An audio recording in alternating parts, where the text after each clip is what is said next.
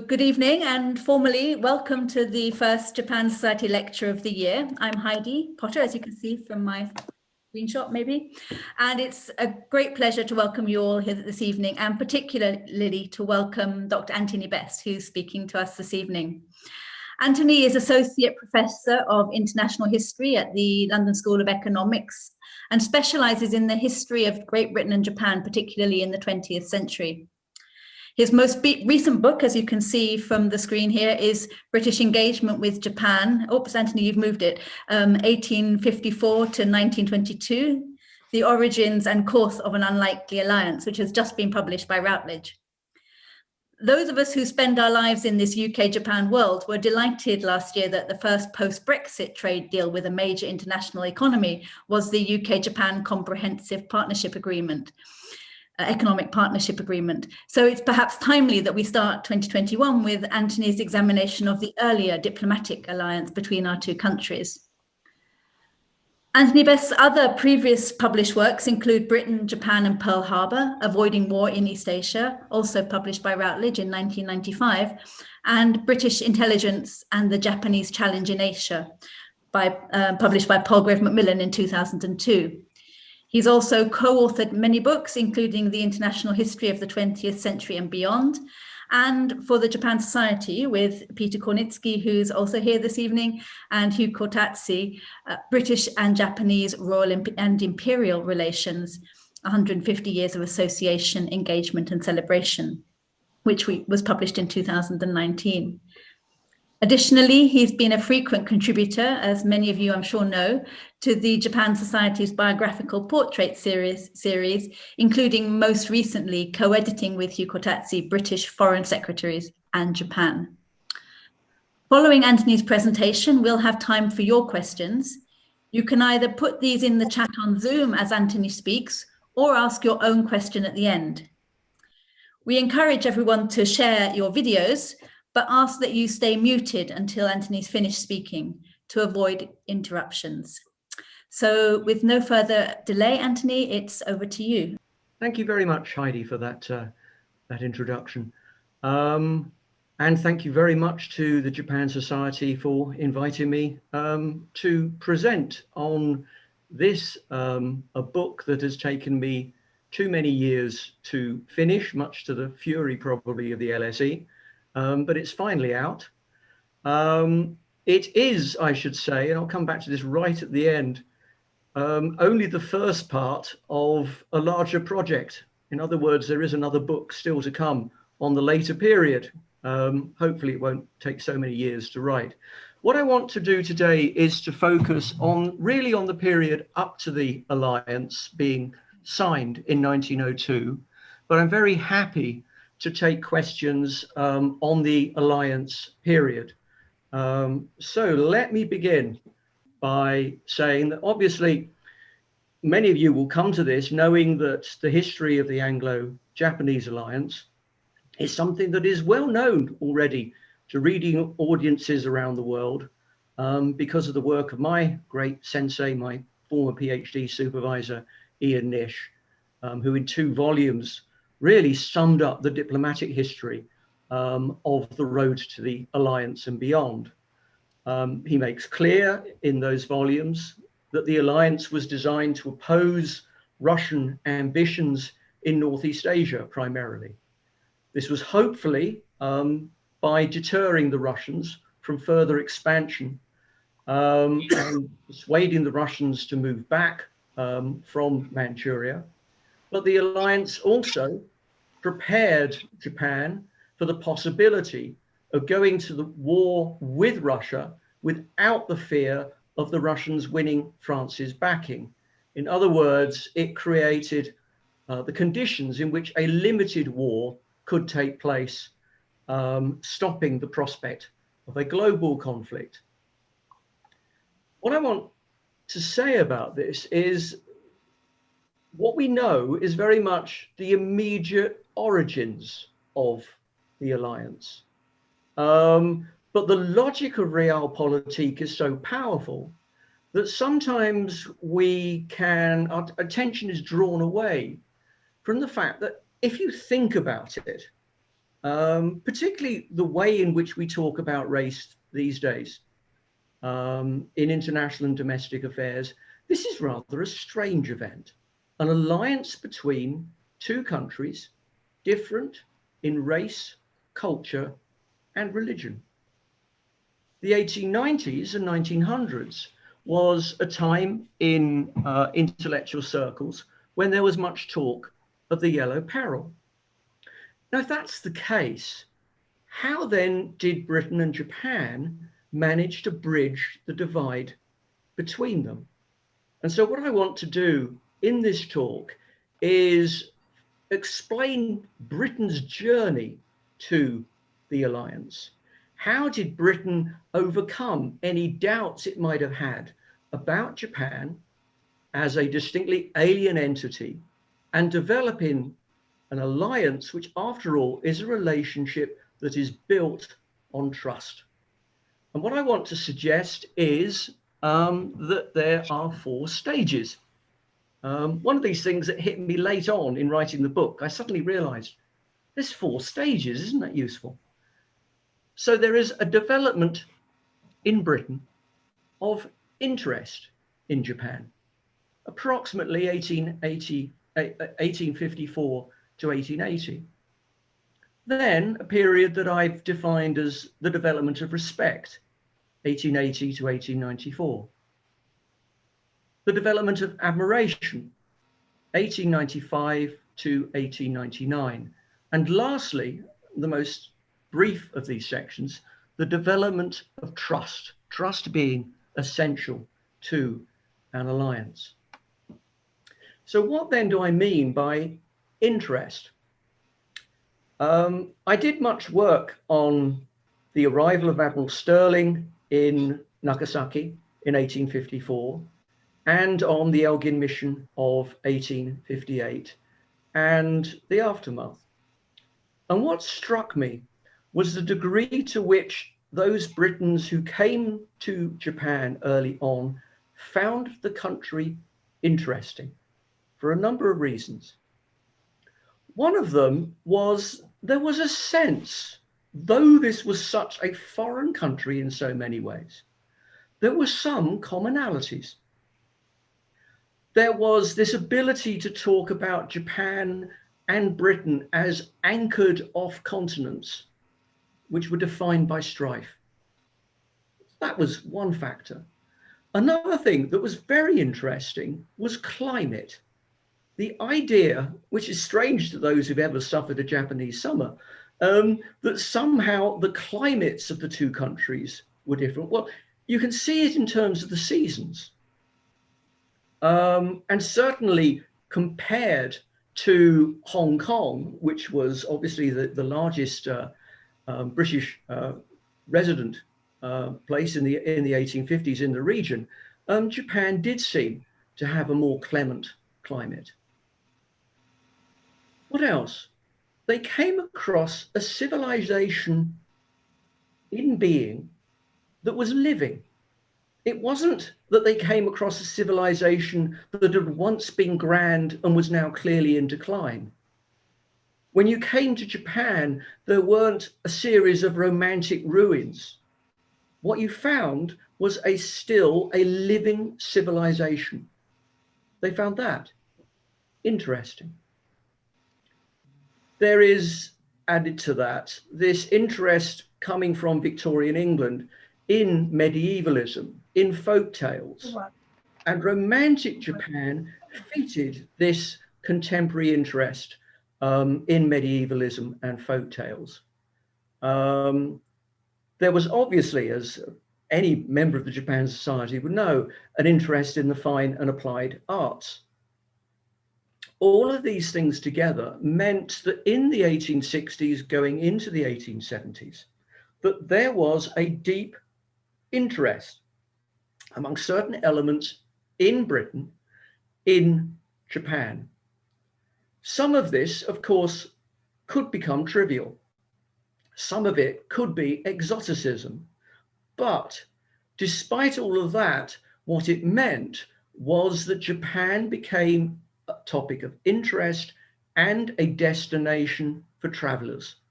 And this is especially linked to one of the most fascinating things, I think, which is the development of the phenomenon of the Globetrotter. So in 1868, we have the beginning of the shipping route between San Francisco and Yokohama.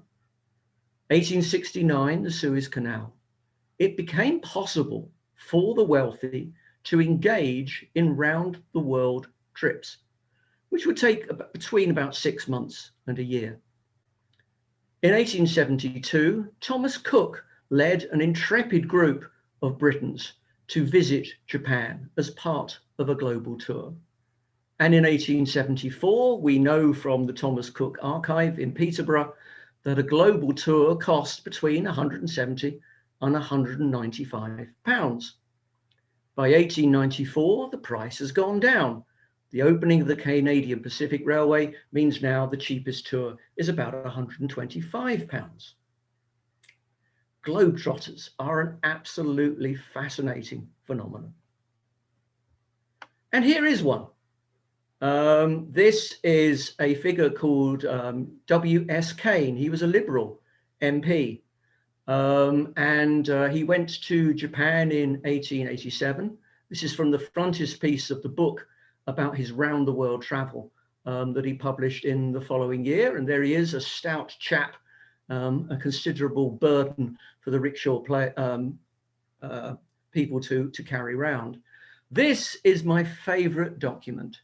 This is something that I found at the family of the Atholl, Lord Atholl in Scotland.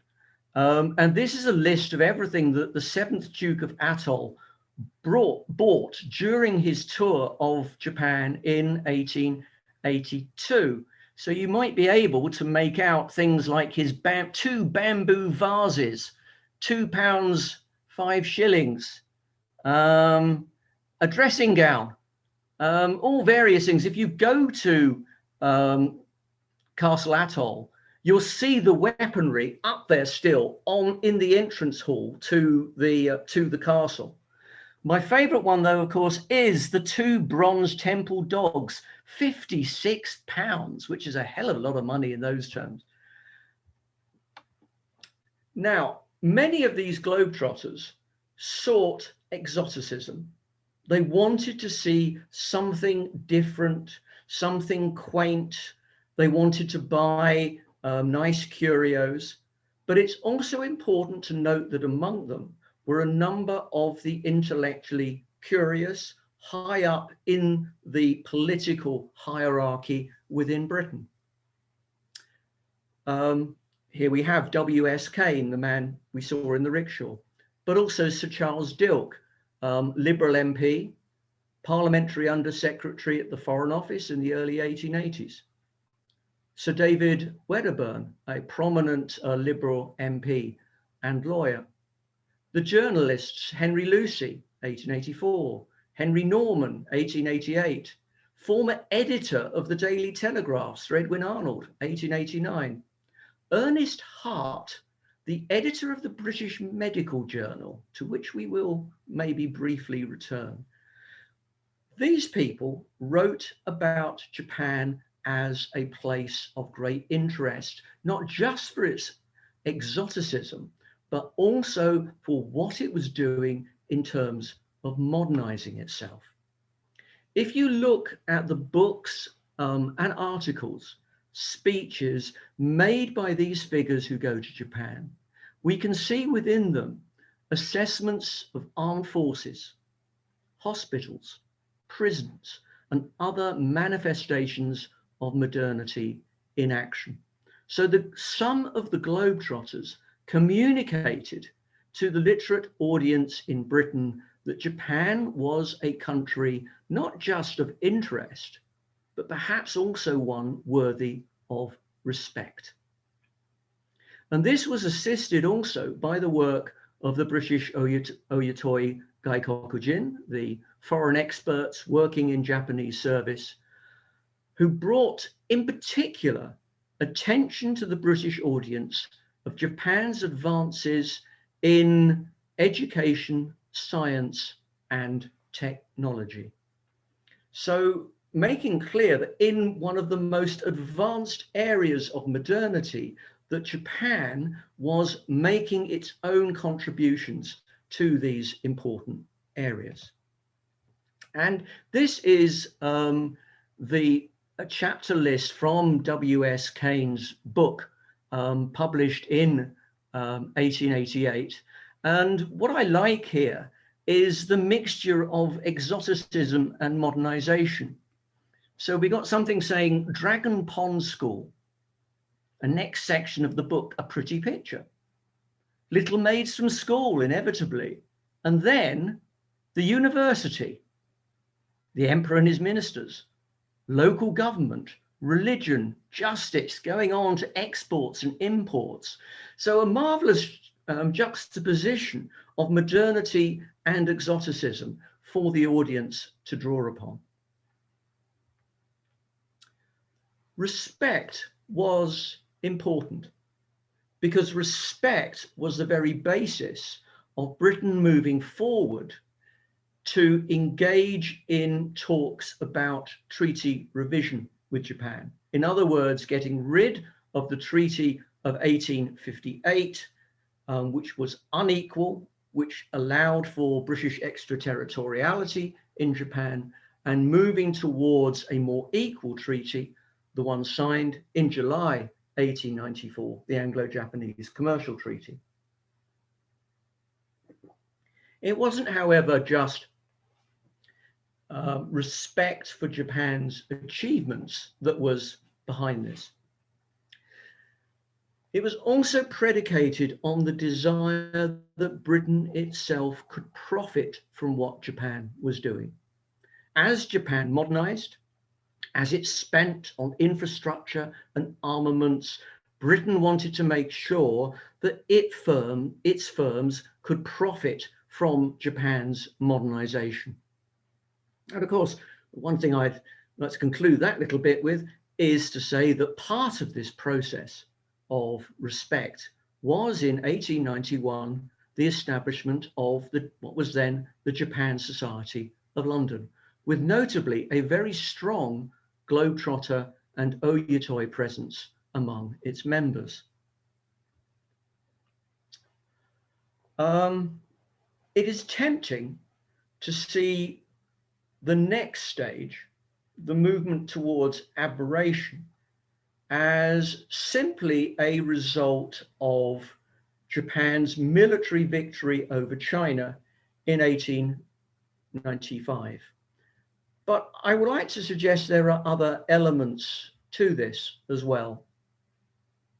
There is one aspect which I found fascinating doing research. I went to the Wellcome Institute in London, who hold what remains of the papers of the Royal Army Medical Corps, the RAMC.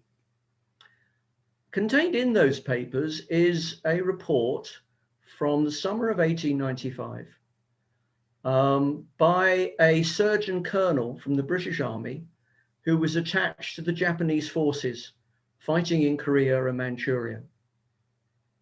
And it is a report that is full of praise for the performance of the Japanese Army Medical Corps. The treatment of the wounded won over his admiration. He read this talk to a meeting of the RAMC hierarchy in Aldershot, and the Surgeon General of the British Army was present. And you can see from the comments he makes, which are recorded, that he was really quite stunned to discover that Japan's treatment was virtually at the forefront of how modern armies treated those who had suffered from wounds during the war. It was a quite remarkable document to look at. So one thing that emphasizes Japan's ability at science, both in terms of pure research, but also its practical application. I'd also like to say in the period between 1895 and 1899, we see the City of London being pleased with the way in which Japan handled the very difficult matter of dealing with the money coming from China as an indemnity for the war, which was lodged with the Bank of England in its reserve vaults, and also the way that Japan then used this money to become part of the countries on the gold standard. There is also in this period a continued emphasis on Japan's scientific prowess, especially medical research. One of the things that I found interesting, and we can see this in the British Medical Journal and in the magazine Nature, is looking at the work of Kitasato Shibasaburo, who is one of the founders of modern vaccines. He was the man who discovered the cause, the pathogen that leads to bubonic plague, and Kitasato's laboratory in Japan would be engaged in a series of major medical breakthroughs from 1895 on, discovering the causes of a number of diseases. In addition, of course, in part because of the seed laid by the Oyatoi John Milne, Japan becomes an important player in the new science of seismology. And what emphasizes the degree of the achievement is that in 1896, Japan was the only non-Western state invited to contribute to the Royal Society's International Catalogue of Scientific Knowledge. And I think that is a good sign of the degree to which Japan has been able to modernize to a degree that by the mid-1890s, it has become part of the transnational community of scientists, with the University of Tokyo producing treatises that are worthy of note in the top Western scientific journals. Obviously, though, for Japan, the Sino-Japanese War of 1894 to 95 was not all positive. There were those who looked at Japan's victory in this conflict with a wary eye. What they saw was a Japan that was not a welcome new member of the modernized world, but rather a new and dangerous hybrid, a mixture of Western knowledge and Asian sentiment, the Yellow Peril.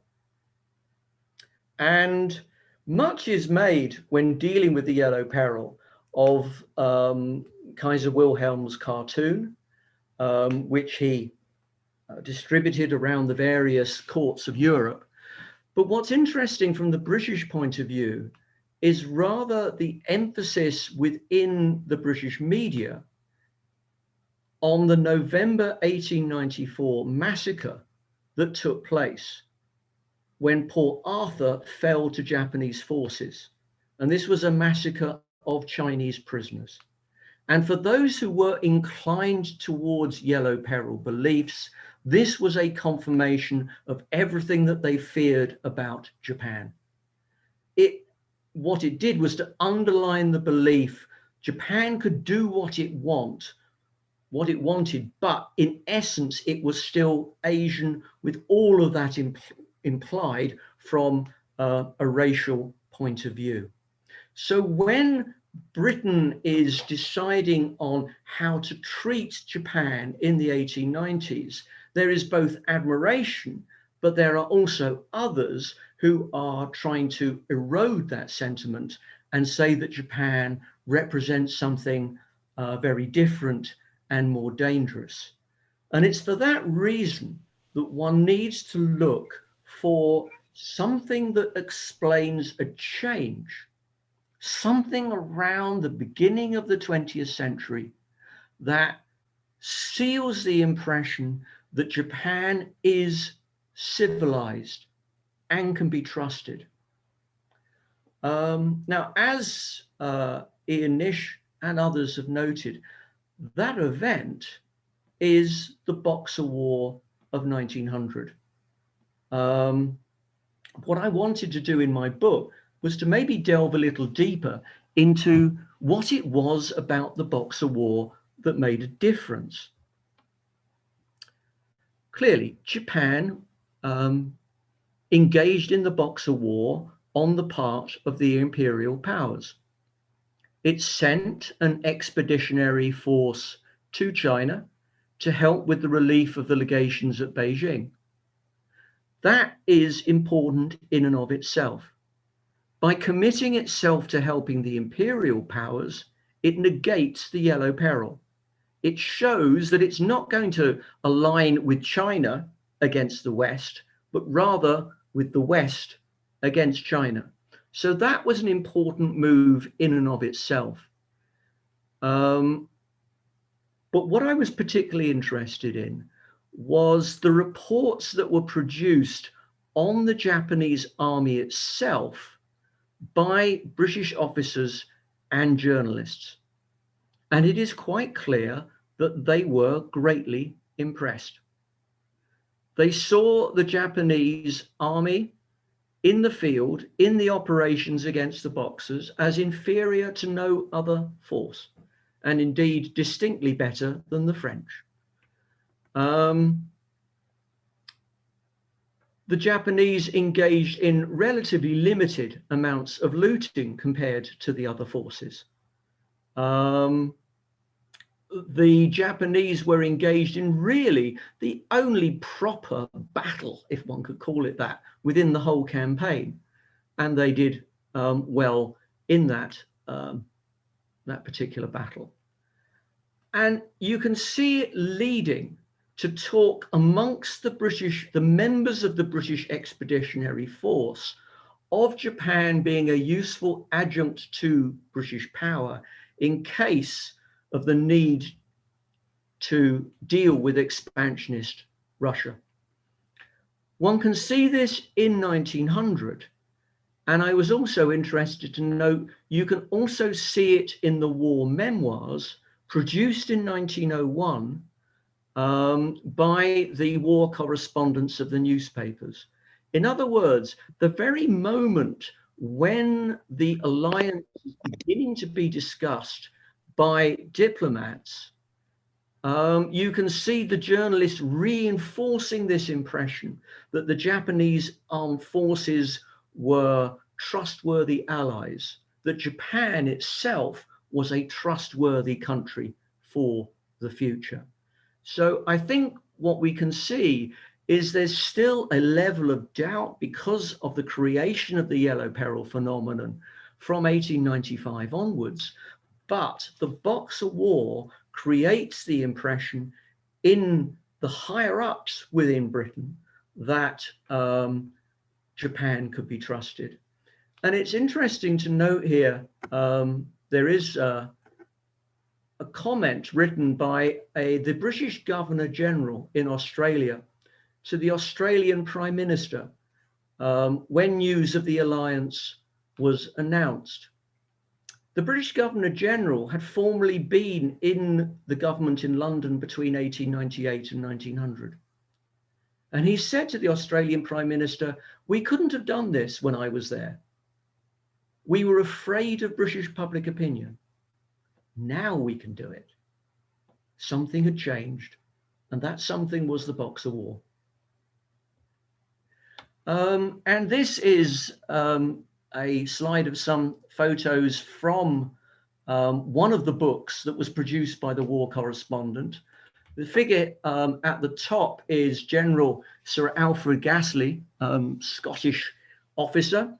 He is one of those who writes with great approval of the Japanese, and there are the Japanese soldiers on the road leading to Beijing at the south. So, but it's also important that this moment in which Britain began to feel a sense of trust coincides with the peak of the Russian threat. it makes it relatively easy to move from the Boxer War into paving the way for the negotiation of the alliance. Now, the alliance is concluded in January 1902. It's announced to the world in the following month. And I just love the fact, here we have from the archives in Tyne and Wear, this is a leaflet announcing an Anglo-Japanese festival and fancy bazaar to raise money for the local church. And it's in December 1902. And if you look round various archives in this country, you can find events like this. Events to try to generate public interest, and let's have an exotic time wearing faux Japanese costume and celebrating the alliance. I thought this was quite a fun document. Once the alliance was established, it then had to be nurtured. This isn't complete trust, and it's trust only between certain elements within both countries. The alliance is always somewhat of a fragile entity, and it needed bolstering. And one of the ways in which it could be bolstered was through, as Peter Konitsky and Hugh and I tried to argue in the book for the Japan Society on the royal relationship, is that one of the most important areas here was royal diplomacy. There is a sense from 1902 of trying to create a sense of equality, of using the link between the courts to symbolize the trust and respect between two countries that otherwise might seem very different. And also we can see from 1902 onwards an attempt to write a new history of the relationship. One where, in a way, the extraterritoriality had never been a problem. There'd never been any Japanese resentment of the unequal treaties. Rather, between 1858 and maybe 1894, Britain had acted as a teacher to its Japanese pupil. That's a rather strained interpretation of history at best, but it's certainly inculcated as a sense in which there has always been a close relationship in modern times between the two countries, with the alliance as a culmination of that. And in regards to royal diplomacy, you may have seen in the publicity for this talk that I drew on some documents that I came across in Dublin in the papers of General, I can never remember whether it's Kenny Kelly or Kelly Kenny. It'll come to me at some point. He was a general who accompanied Prince Arthur of Connaught to Japan in 1906 on the Garter mission. And this is a program of entertainment at a theatre which was done in honor of Prince Arthur. And here we have a lovely menu, neither written in English or Japanese, but obviously in the civilized language of the time for cuisine, French. And so this is part and parcel of this establishment of a royal relationship between the two countries. How then should we understand this process? And how should we understand it in terms of the modern obsession with race as a divide between peoples, the idea of a continual white sense of superiority, a degree of condescension to others.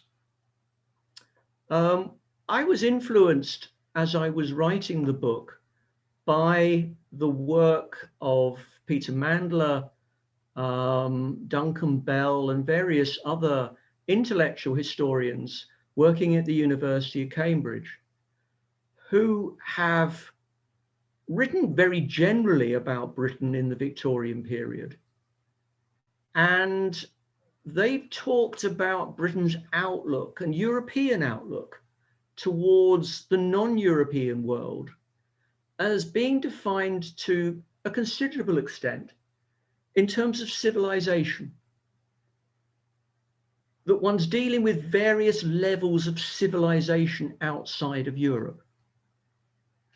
And as I did the research, I was interested at the number of times. It wasn't the word race that came up in the literature. It was civilization, again and again and again, talking about Japan as a distinct civilization, where Japan was on the ladder, the hierarchy of civilization. So that it made sense to me to frame my analysis in terms of Britain's outlook to the world being more civilizational necessarily than racial. And in this, an early recognition of Japan's potential, a respect and interest in Japan having a living civilization, and seeing its adaptation to European modernization in the 1870s and 1880s. But of course, the problem with using civilization as a prism and using it as a way of elevating a country in your own imagination also means that it's possible to do the opposite. And that over time, perhaps Japan would lose its place in that ladder of civilization. And that, of course, is unfortunately, if one looks at British perceptions of Japan in the 1930s, that is what one can see. Talk about Japan returning to Asia, and not meaning this by any means as a compliment, returning to its inherent Asian nature. So civilization could be a positive, but in the long term, it could also have negative connotations as well. So if you read the book, you'll see I try to use civilization as a prism. And now I move on to and finally, because this is perhaps an opportunity for me, I don't know. As I said, this is volume 1 of what I hope is going to be a project that will take up Britain's perspective and interactions with Japan up until probably the 1990s. And volume 2 will take a time to appear, but hopefully it will be sooner rather than later. But as with this volume, I want to include as many sources as possible. My research for this volume 1 included consulting a range of private papers, university archives, county record offices, a few stately homes, and even a few family homes. In other words, if you are from a family, or you know a family that possesses correspondence or diaries that aren't in the public domain yet, that may say something about this relationship, I would dearly, dearly like to know. Historians are obsessed with this idea that, behind closed doors, there are a whole range of papers that if only we could see them, could help to explain a relationship between two countries. So if you are in that position, let us historians know. We'd love to see this material. Anyway, if people want to ask questions about what I've talked about today, or to ask questions about the Alliance period, do feel free to join in. Thank you very much. Thank you very much indeed, Anthony. That was fascinating. Do you want to stop sharing your screen, because then we can see you properly? That would be quite nice. That'd be very pleasant. We can see other people who are asking questions and so on. It was absolutely fascinating. We got a few questions and comments coming through already in the chat. There was a bit of conversation going on in the chat while you were speaking about how Britain was perceived in Japan, as a counterpoint to what you're talking about the way that Japan was portrayed in the UK or in Great Britain, and somebody was talking about the Great Japan Exhibition, or the Japan, what was it called? The Japan British. What was the L's called? Yeah. White City. Ayako is in the meeting, who did that research on the book, the White City exhibition,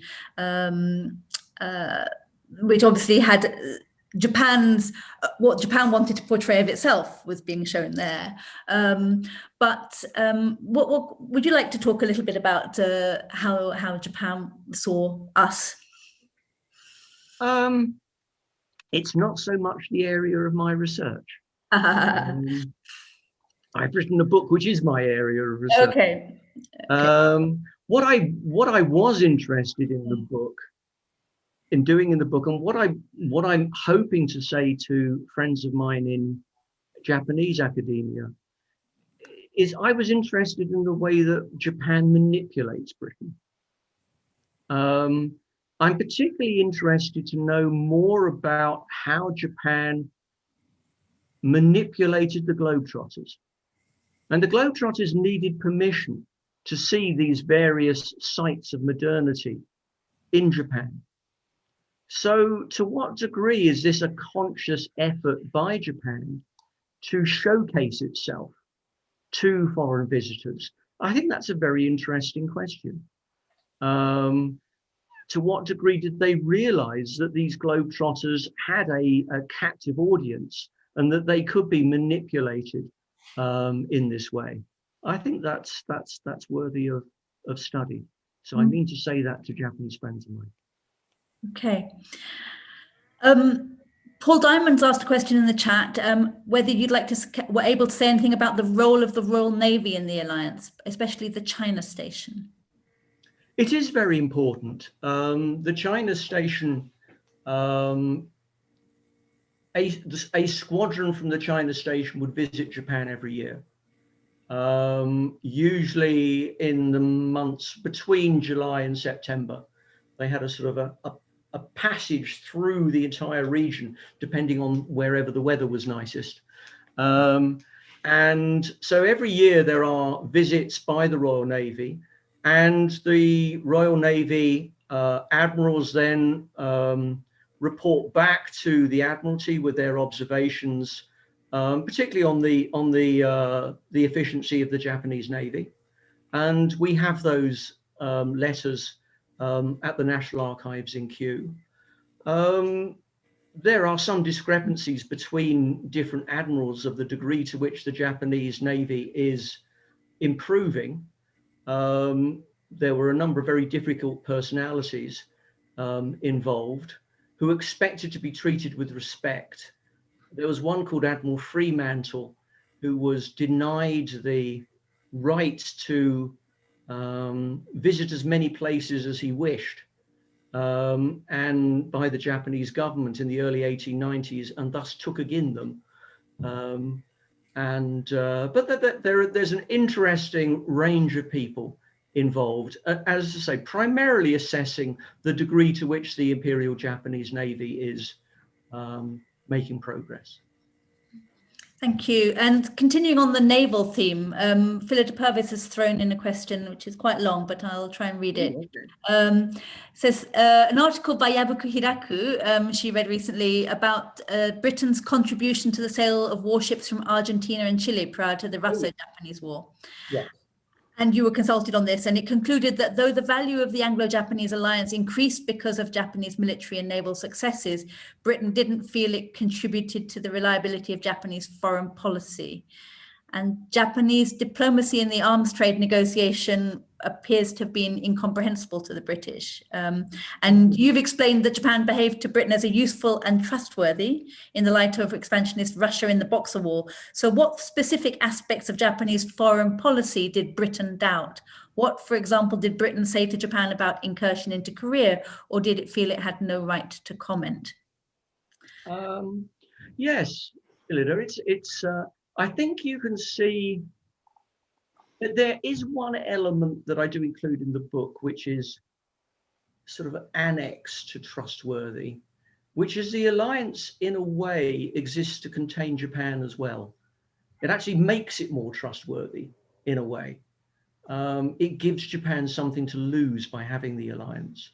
I think in the summer of 1903, when Lord Lansdowne is consulted by the Japanese as Japan is about to begin talks with Russia, and Lansdowne just makes it very clear, you know what the alliance stands for, you know what you've signed up to in the alliance. Remember that in the negotiations with Russia. If you deviate from those terms, then the alliance is in danger, is the implication. So, you know, they're aware still that Japan is an independent country. The issue about the naval craft is really, it's a difficult negotiation, but certainly the Japanese don't seem to be handling it terribly well. But we must remember that when the British government goes into the Russo-Japanese War, the British government is not committed to the Japanese side. It is committed to remain neutral. And that's the very important thing about understanding British policy during the Russo-Japanese War. It's a neutral. And though behind the scenes, it may give some benefits to the Japanese, publicly, it's very averse to doing anything which would suggest it favors one side over another. Thank you. And somebody has pointed out, let me just find it again, that Michael Truell has pointed out that there's quite a lot of material in the National Archive from the Department of Naval Intelligence with a lot about the Navy in 1900 to 1911. There's a bit, yes. A bit, okay. Yes. Mark Erickson, I think somebody says you have your hand raised to speak. It would be quite nice to have a change. Yes, I did. So about concerning Globetrotters, of course, the most famous American Globetrotter during this period was President Grant, yes, who went around the world after he left office, stopping in China and in Japan. So there was that. My understanding is that if you wanted to travel into the interior of Japan, you had to seek official permission to do so outside of the treaty ports. I presume there are archives in Japan in which the requests are made, and then there's discussion on the Japanese side about whether to approve this or not. And so those might be interesting to see how the Japanese perceived these visitors who came, whether there was some propaganda value to allowing them to visit, and why they were allowed to go to some places and not to others. Yeah.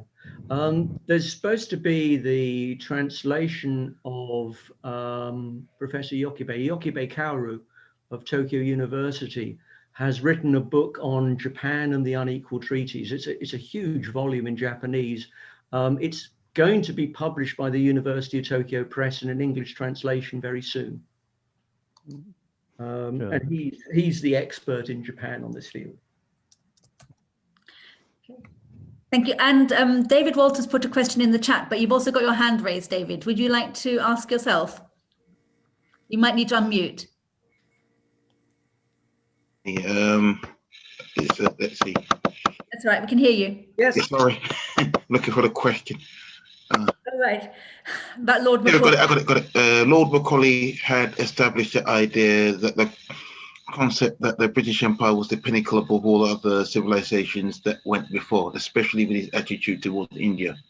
Number one, is the attitude to Japan just a continuation of Macaulay's Whiggish legacy of Imperial Britain's idea of itself? Number two, and how did the Japanese people view British visitors?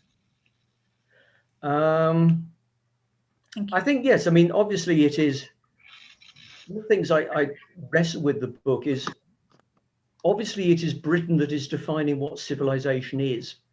So, you know, there is still a very strong element here that this isn't an equality of civilizations. It is Britain defining what a civilization is, and it's seeing itself as the peak civilization.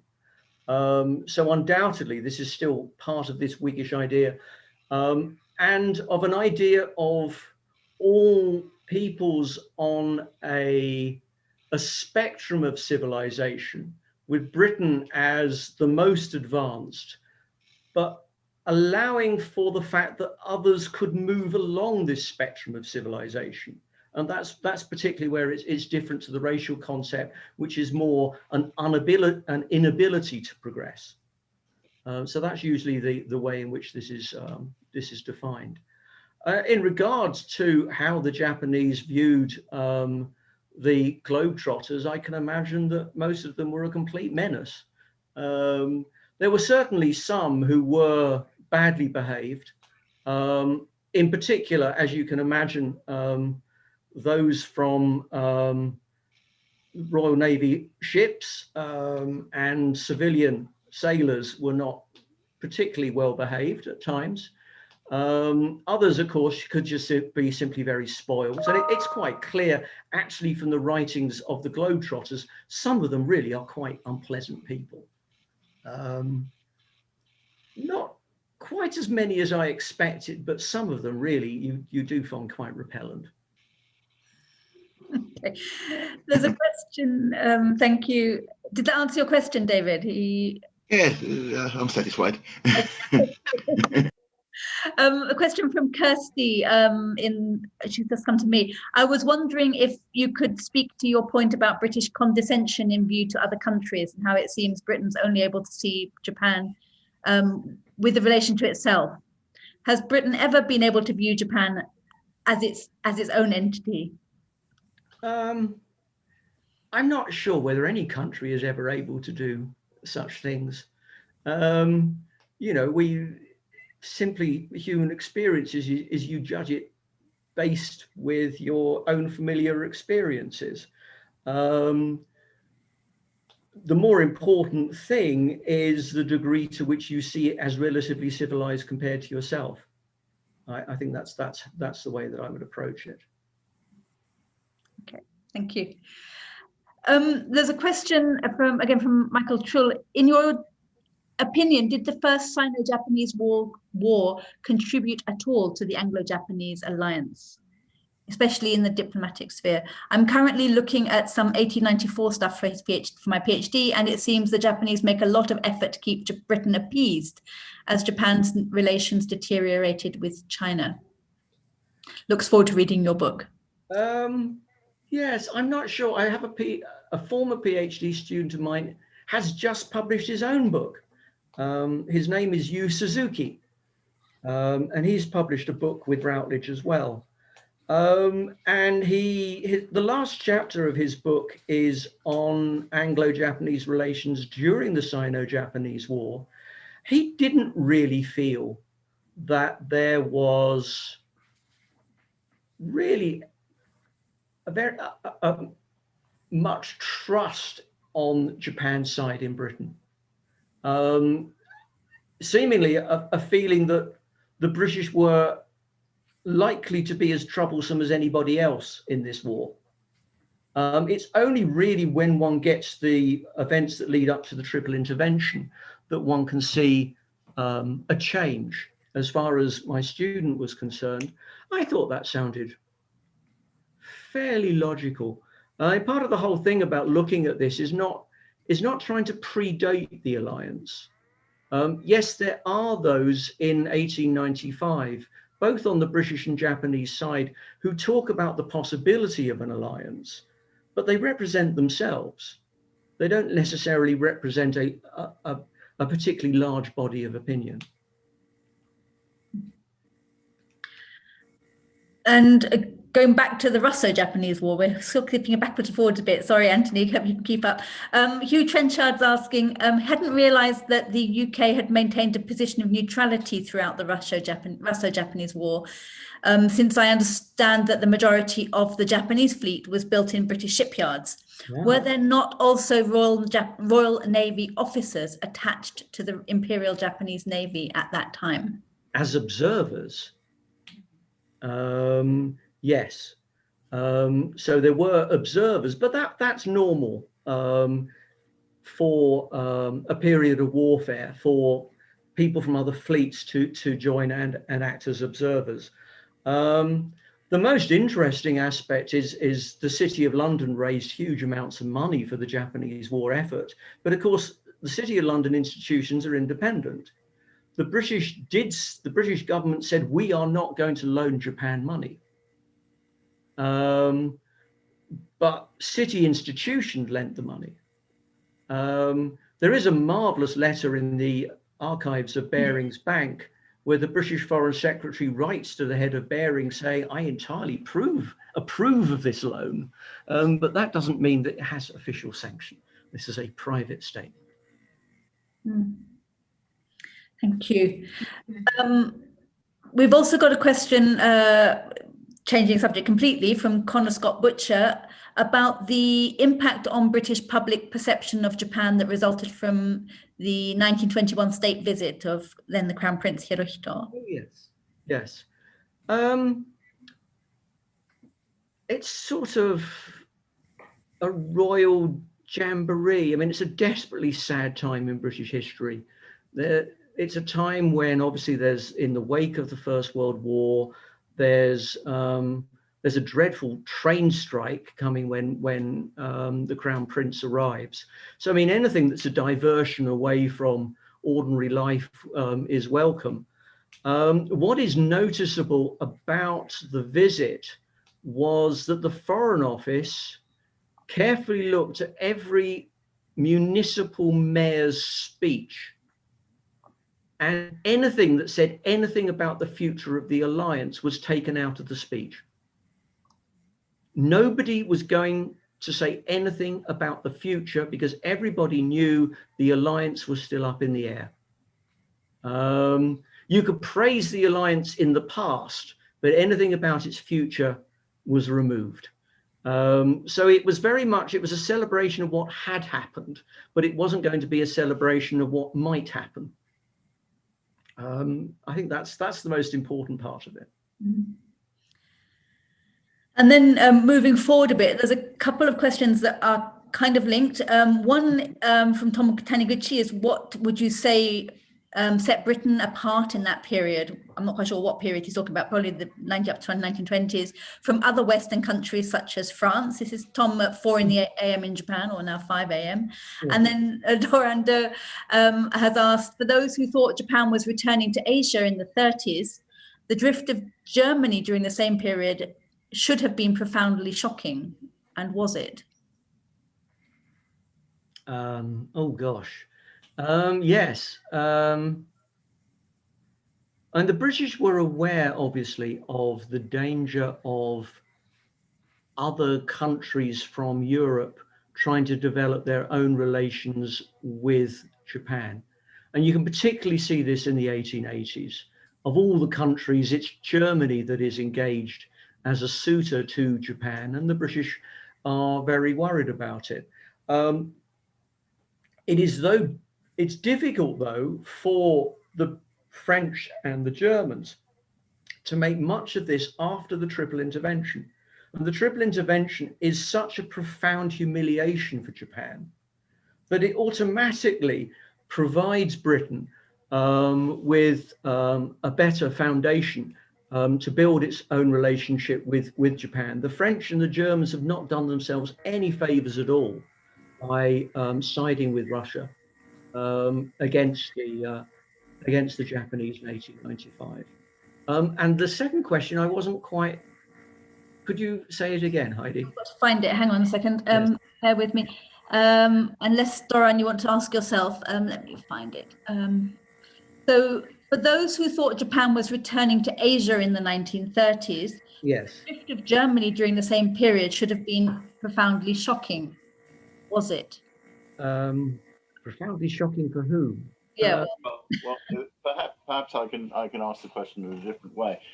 You have people thinking Japan is becoming very Asian by taking this line, and the Germans were taking exactly the same line at the same time, and they couldn't have thought the Germans were becoming Asian. So how does this make any sense? I mean, what we have is Germany and Japan both becoming fascist at the same time. Yeah, but it's, I mean, what you see is, in particular, I came across this in regard to the Sino-Japanese War and British officers and soldiers in the area around Shanghai. And in the international settlements around Shanghai, it was clear the British were in a very weak position. And some of the local Japanese forces engaged in the abuse of Chinese prisoners very, very close to the border with the international settlement, almost to goad the British. And it's this that led to these statements going, I can't believe that the Japanese are doing this. This is a return to some kind of Asian sensibility. So that's what I'm drawing on when I'm saying this. I can't really talk about the German side of the equation. And I think we'll make this our last question and let you rest afterwards, Dave. Anthony, it's been fascinating and lots of very interesting comments and suggestions of archives that you might want to look at in the chat. So I'll send you the chat afterwards so that you can follow up on anything that you spot. David Warren has asked, said, fascinating lecture, thank you. How strong was the Anglo-Japanese alliance and how close did it come at different times to collapsing before the Washington Treaty finished it off in 1922? I don't think it was really in any danger. Aside from in the moment when its future really couldn't be considered in any great detail, which was round about late 1915, 1916. When Japan, after the 21 demands, there is a point at which the Entente powers want to get China into the war on their side against Germany, and the Japanese veto it. And the Foreign Office are livid about this. The 21 demands was about the future of China. The vetoing of Chinese entry into the war was about the future of the most important thing to Britain, the conflict with Germany. And when Japan comes in and vetoes this Chinese entry, there is absolute fury.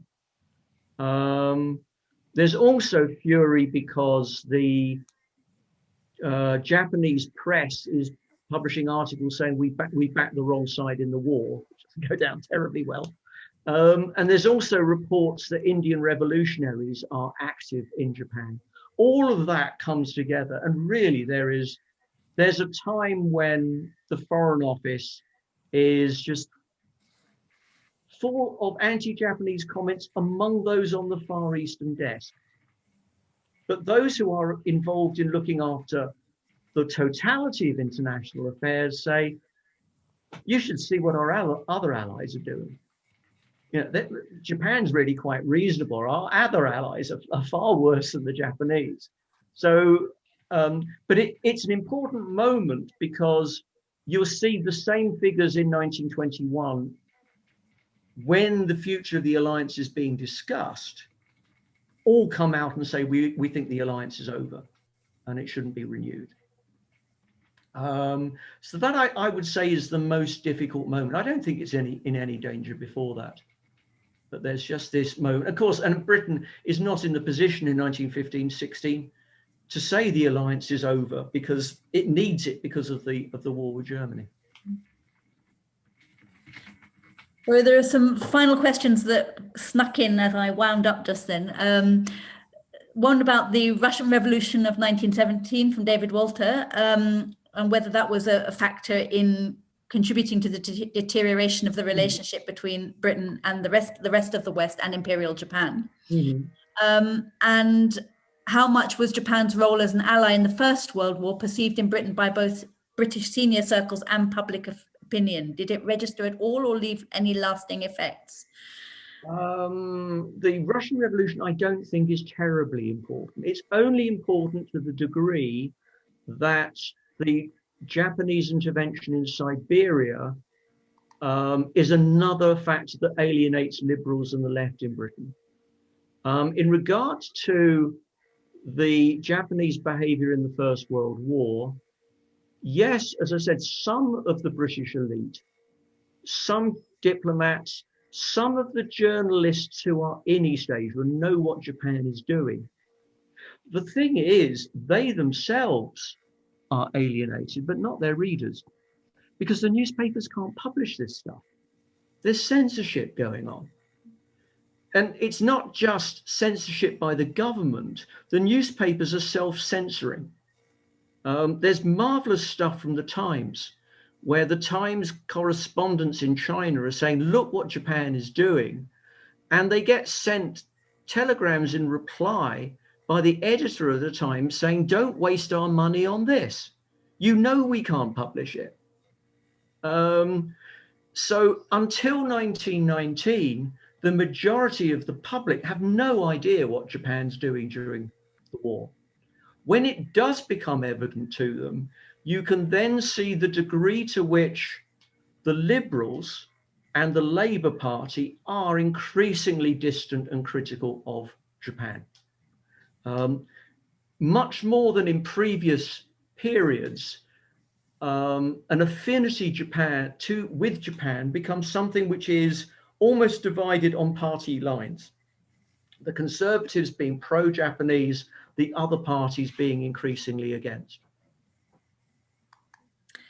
Thank you very much. I think we could be having questions filtering through, and I may have missed some, so apologies to those people whose questions I missed in the chat. I will send Anthony all your comments and suggestions and other information and questions, but please, I mean, we can't give you a proper round of applause because everybody's still muted, but Anthony, thank you. Thank you very much indeed. It's been a fascinating evening. You covered such a wide range and so much content. Thank you for answering so many questions, and good luck with the book. If you're interested, go out and find it on the Routledge website.